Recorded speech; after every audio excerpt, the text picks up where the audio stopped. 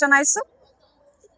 আমি বৰ্তমান অসমৰ হৈ লেচেৰি বিহু প্ৰদৰ্শন কৰিবৰ বাবে নতুন দিল্লী মেলা গ্ৰাউণ্ডৰ খেলপথাৰত আমাৰ ৰিহাৰ্চেল হৈ আছে। 10 তাৰিখৰ পৰা আমি ৰিহাৰ্চেল কৰি আছো আৰু আজি হৈছে ভোগালী বিহু। ভোগালী বুলি ক'লেই আমাৰ সকলোৱে পৰিয়ালৰ সৈতে মিলি এসাঁজ খোৱাৰ যি আনন্দ, আমি সকলোৱে গাঁওবাসী সকলোৱে মিলি এসাঁজ খোৱাৰ যি ভোগালীৰ আনন্দ, আজি আমি সঁচাকৈ মিছ কৰিছোঁ। নতুন দিল্লীত উপস্থিত আছোঁ যিহেতু দায়িত্ব আৰু কৰ্তব্য আছে আমাৰ দেশৰ কাৰণে। আজি আমি ক'ব গ'লে অসমৰ হৈয়ে আজি আমি প্ৰতিনিধিত্ব কৰিবৰ কাৰণে নতুন দিল্লীত আমি উপস্থিত আছোঁ আৰু ভালো লাগিছে, অলপ বেয়াও লাগিছে, যিহেতু বিহু এইবাৰ প্ৰথমবাৰৰ কাৰণে আমি বিহুটো এনেকৈ মিছ কৰিছোঁ। বাহিৰত আছোঁ, অসমৰ পৰা বাহিৰত আছোঁ অকণমান।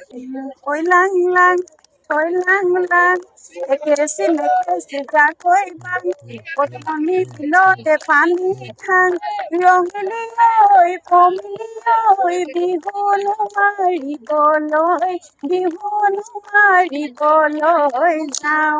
এইফালে আমাৰ বাইদেউ আছে, আমাৰ ডান্সাৰ গুৰু, আৰু তেখেতৰ পৰা দুআষাৰ লওক আৰু তেখেতেও আমাক অকণমান বিহু শুনাব বুলি আশা কৰিলোঁ। নমস্কাৰ। সমূহ অসমবাসী ৰাইজলৈ ভোগালীলৈ বহুত বহুত মৰম আৰু শুভেচ্ছা জ্ঞাপন কৰিছোঁ। আৰু প্ৰথমবাৰৰ কাৰণে হয় আমি আজি ইমান সুন্দৰ মুহূৰ্তটিত বাহিৰত আছোঁ।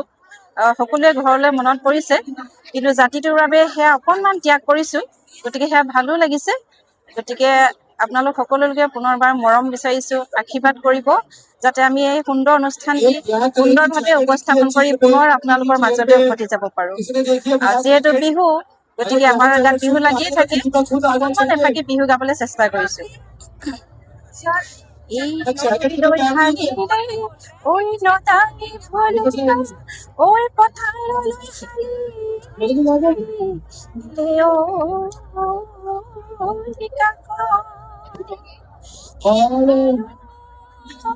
अभी मेन स्टेज पे जाएंगे 5 मिनट में सारे इकट्ठे हो जाएं।